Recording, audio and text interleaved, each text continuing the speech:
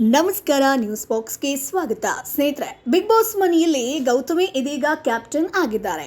So captain ಆಗೋದಕ್ಕೆ ಆ ದೈವಿ ಶಕ್ತಿನೇ ಕಾರಣ ಅಂತ ಹೇಳಲಾಗ್ತಾ ಇದೆ. ಹಾಗಾದ್ರೆ ಆ ದೈವಿ ಶಕ್ತಿ ಯಾವುದು, ಏನಿದು ಪವಾಡ, ಆಕೆ ಜಪಿಸುವಂತ ಮಂತ್ರ ಯಾವುದು?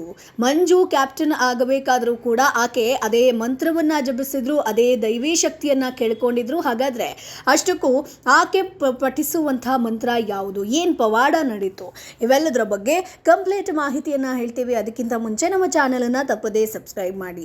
ಸ್ನೇಹಿತರೆ, ಬಿಗ್ ಬಾಸ್ ಮನೆಯಲ್ಲಿ ಪ್ರಸ್ತುತ ಕ್ಯಾಪ್ಟನ್ ಆಗಿ ಗೌತಮಿ ಅವರು ಆಯ್ಕೆಯಾಗಿರುವಂಥದ್ದು. ವಿಶೇಷ ಅಂದ್ರೆ ಬಿಗ್ ಬಾಸ್ ಕನ್ನಡ ಸೀಸನ್ 11ರ 11ನೇ ವಾರದಲ್ಲಿ ಗೌತಮಿ ಕ್ಯಾಪ್ಟನ್ ಪಟ್ಟವನ್ನ ಅಲಂಕರಿಸಿರುವಂಥದ್ದು. ಸ್ನೇಹಿತರೆ, 11 ಯಾವತ್ತಿಗೂ ಕೂಡ ಲಕ್ಕಿ ಅಂತ ಹೇಳಲಾಗುತ್ತೆ. ಸೊ ಗೌತಮಿ ಈ ವಾರ ಕ್ಯಾಪ್ಟನ್ ಆಗಿರೋದು ಒಂದು ರೀತಿಯ ಅಚ್ಚರಿಯೇ ಅಂತ ಹೇಳ್ಬೋದು. ಸೊ ಗೌತಮಿ ಈ ವಾರ ಮನೆಯ ಕ್ಯಾಪ್ಟನ್ ಆಗೋದಕ್ಕೆ ಕಾರಣ ಅವರು ನಂಬಿರುವಂತಹ ದೈವಿ ಶಕ್ತಿ ಅಂತ ಹೇಳಲಾಗ್ತಾ ಇದೆ. ಇದನ್ನ ಗೌತಮಿಯವರು ಕೂಡ ಒಪ್ಕೊಂಡಿದ್ದಾರೆ. ಸೊ ಗೌತಮಿಯವರಿಗೆ ಬಿಗ್ ಬಾಸ್ ಮನೆಯಲ್ಲಿ ಬಲವಾಗಿದ್ದು, ಶಕ್ತಿ ನೀಡಿದ್ದು, ವರ ಕೊಟ್ಟಿದ್ದು, ಗೌತಮಿಯವರನ್ನ ಕ್ಯಾಪ್ಟನ್ಸಿ ಮಾಡಿದ್ದು ಕೂಡ ಅವರು ನಂಬಿದಂತಹ ಅಮ್ಮ. ಸ್ನೇಹಿತರೆ, ಗೌತಮಿ ಪಾಲಿನ ಅಮ್ಮ ಗೌತಮಿ ಅವರನ್ನ ಕೈ ಹಿಡಿದಿದ್ದಾರೆ.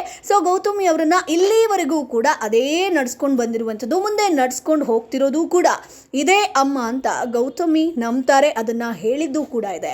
ಹಾಗಾದ್ರೆ ಗೌತಮಿ ಬದುಕಿನಲ್ಲಿ ಆ ರೀತಿ ಪವಾಡ ಮಾಡುವಂತ ಆ ಶಕ್ತಿ ಯಾವುದು, ಅವರ ಬದುಕನ್ನ ಬದಲಾಯಿಸಿದಂತ ಶಕ್ತಿ ಯಾವುದು? ಸೊ ಗೌತಮಿ ಕ್ಯಾಪ್ಟನ್ ಆದ ಬಳಿಕ ಧನ್ರಾಜ್ ನೋಡಿ ಬದುಕು ಹೇಗೆ ಬದಲಾಗುತ್ತೆ ಅಂತ ಹೇಳ್ತಾರೆ.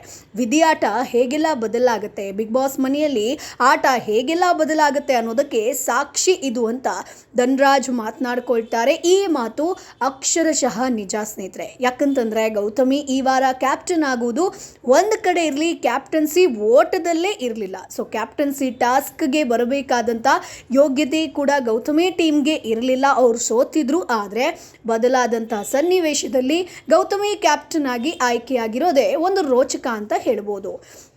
ಹೆಚ್ಚು ಅಂಕ ಗಳಿಸಿತ್ತು ಅನ್ನುವಂತಹ ಕಾರಣಕ್ಕೆ ಧನ್ರಾಜ್ ಅವರು ಇದ್ದಂತಹ ಟೀಮನ್ನು ಕ್ಯಾಪ್ಟನ್ಸಿ ಟಾಸ್ಕ್ಗೆ ಆಯ್ಕೆ ಮಾಡ್ತಾರೆ. ಸೊ ಅವರೆಲ್ಲರೂ ಕೂಡ ವಿನ್ ಆಗಿರೋ ಕಾರಣ ಅವರು ಓಟಕ್ಕೆ ರೆಡಿ ಆಗಿರ್ತಾರೆ. ಆದರೆ ಧನ್ರಾಜ್ ಅವರು ಟೀಮ್ನಲ್ಲಿ ಗೌತಮಿ ಇರೋದಿಲ್ಲ. ಆದರೆ ಗೌತಮಿಯವರು ಕಡಿಮೆ ಅಂಕ ಗಳಿಸಿದ ಟೀಮಲ್ಲಿರ್ತಾರೆ.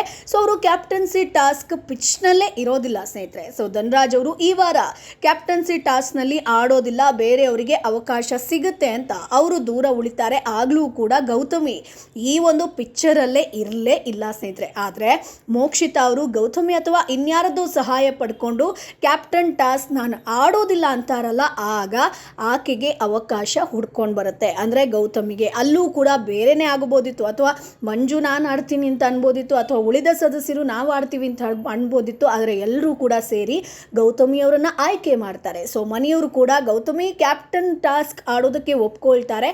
ಯಾಕಂತಂದ್ರೆ ಈ ಅವಕಾಶವನ್ನ ಕಡಿಮೆ ಅಂಕ ಗಳಿಸಿದಂತ ಗೌತಮಿ ಅವರೊಂದಿಗಿದ್ದ ಇತರ ಸದಸ್ಯರಾದ ತ್ರಿವಿಕ್ರಮ್, ಮಂಜು ಅವರಿಗೆ ಕೊಟ್ರೆ ಡೇಂಜರ್, ಅಂದ್ರೆ ಅವರು ಕ್ಯಾಪ್ಟನ್ ಆಗೋ ಸಾಧ್ಯತೆ ಇರುತ್ತೆ. ಹೀಗಾಗಿ ಗೌತಮಿ ಕೊಟ್ರೆ ಸೇಫ್ ಅನ್ನೋ ರೀತಿ ಮನೆಯ ಸದಸ್ಯರು ಯೋಚನೆ ಮಾಡ್ತಾರೆ. ಹೀಗಾಗಿ ಗೌತಮಿಗೆ ಕ್ಯಾಪ್ಟನ್ಸಿ ಟಾಸ್ಕ್ ಆಡೋದಕ್ಕೆ ಒಪ್ಪಿಗೆ ನೀಡ್ತಾರೆ. ಸೊ ಅಲ್ಲೂ ಕೂಡ ಎಲ್ಲರೂ ಖುಷಿಯಾಗಿ ಆಕೆ ಆಡ್ಲಿ ಅಂತ ಹೇಳ್ತಾರೆ. ಆದರೆ ಮನಸ್ಸೊಳಗಿದ್ದು ಆಕೆ ಎಲ್ಲೊಂದು ಕಡೆ ಆಗಲ್ಲ, ಸೇಫ್ ಆಗಬಹುದು ಅಂತ.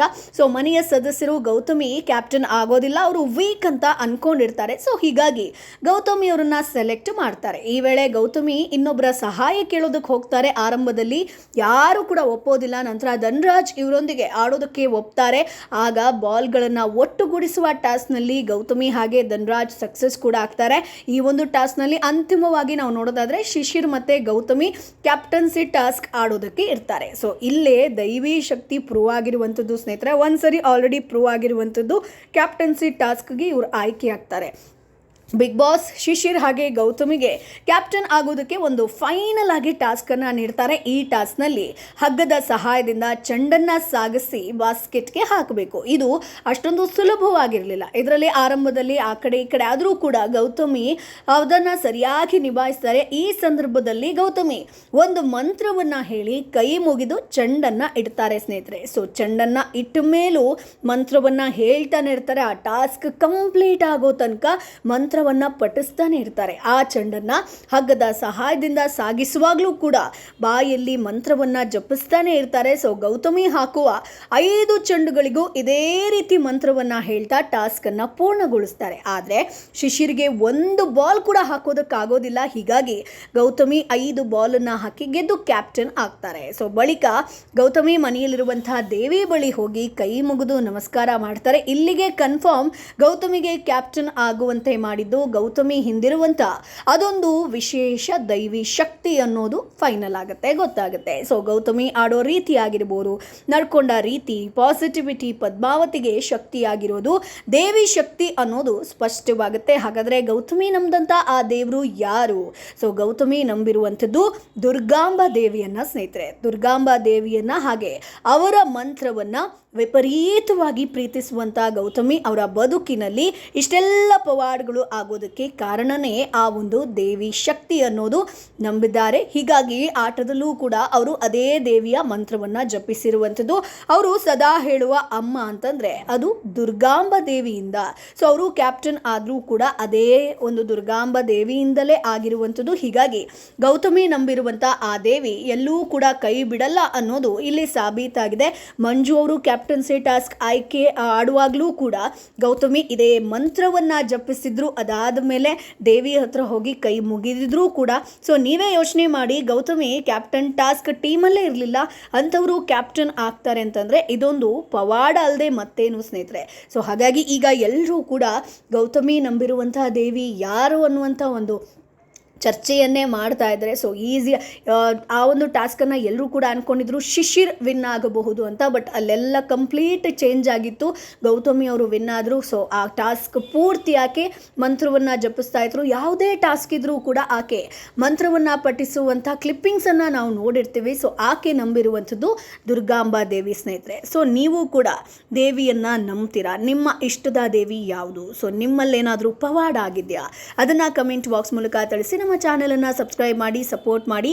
ಬಿಗ್ ಬಾಸ್ ಸೀರಿಯಲ್ ಸಿನಿಮಾ ಬಗ್ಗೆ ಸಾಕಷ್ಟು ಅಪ್ಡೇಟ್ಸನ್ನು ಹಾಕ್ತಾ ಇರ್ತೀವಿ. ಸೊ ಹಾಗಾಗಿ 1 ಲಕ್ಷ ಸಬ್ಸ್ಕ್ರೈಬರ್ಸ್ ಆಗಬೇಕು ಅನ್ನುವಂಥದ್ದು ನಮ್ಮ ಕನಸು. ಆ ಕನಸಿಗೆ ನಿಮ್ಮ ಸಹಕಾರ ಅತಿ ಇಂಪಾರ್ಟೆಂಟ್. ಸೊ ಹಾಗಾಗಿ ಚಾನೆಲನ್ನು ಸಬ್ಸ್ಕ್ರೈಬ್ ಮಾಡೋದಕ್ಕೆ ಮರಿಬೇಡಿ. ಒಂದಷ್ಟು ಜನರಿಗೆ ಶೇರ್ ಕೂಡ ಮಾಡಿ, ಸಬ್ಸ್ಕ್ರೈಬ್ ಮಾಡೋದಕ್ಕೆ ಹೇಳಿ.